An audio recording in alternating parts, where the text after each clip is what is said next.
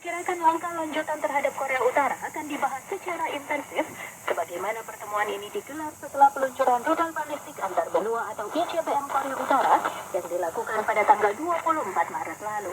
Sebelum pertemuan tersebut, pertemuan antara Ketua JCS Amerika Serikat dan Jepang lebih dulu digelar pada tanggal 29 Maret untuk membahas masalah China dan Taiwan.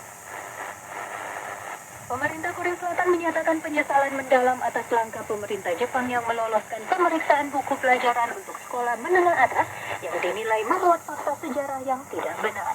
Dalam pernyataan atas nama juru bicara Kementerian Luar Negeri Korea Selatan, pemerintah menyatakan keprihatinan mendalam atas diloloskannya buku pelajaran SMA yang menulis fakta sejarah hanya dari sisi pandangan Jepang secara sepihak dan mendesak pemerintah Jepang untuk merevisi buku tersebut.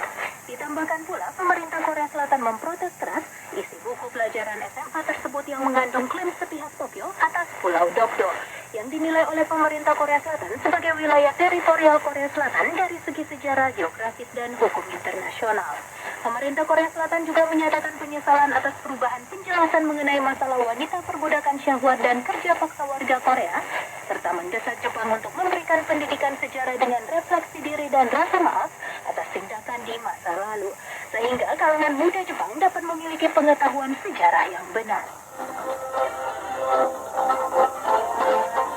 Anda sedang mendengarkan Warta Berita KBS World Radio. Dana Moneter Internasional atau IMF mempertahankan prospek pertumbuhan ekonomi Korea Selatan untuk tahun ini di 3%. Kementerian Ekonomi dan Keuangan mengatakan pada hari Selasa bahwa IMF tidak mengubah perkiraan pertumbuhan dalam laporan konsultasi tahunannya dengan Korea Selatan.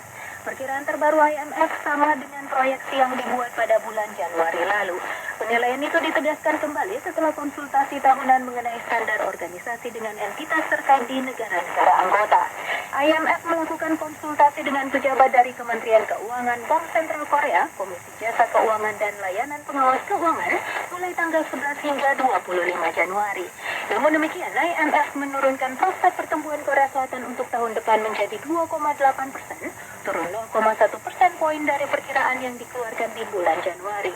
Sementara itu, IMF memperkirakan harga konsumen Korea Selatan akan tumbuh 3,1% pada tahun ini, lebih tinggi dari 2,2% yang diproyeksikan pada Oktober lalu.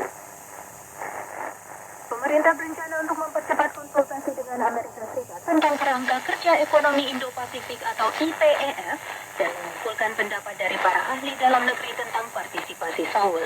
Menteri Perdagangan Yohan Koo mengatakan dalam pertemuan dengan sektor swasta pada hari Selasa bahwa inisiatif yang dipimpin Amerika Serikat itu diharapkan